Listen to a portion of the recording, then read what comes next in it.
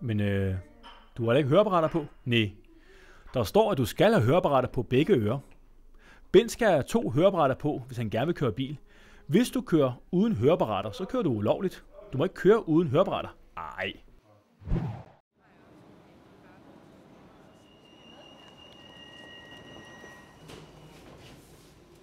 Nu er jeg på vej på arbejde, og jeg sidder her i metroen. Senere skal jeg skifte til en offentlig bus.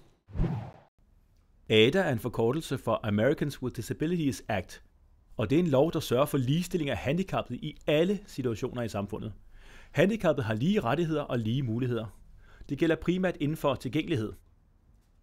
Ja, det kunne for eksempel være tolk på arbejde, tolk til uddannelse.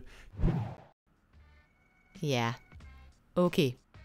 Hvis du nu kunne være mig, bare i én dag, hvad vil du så ændre ved mig som det allerførste?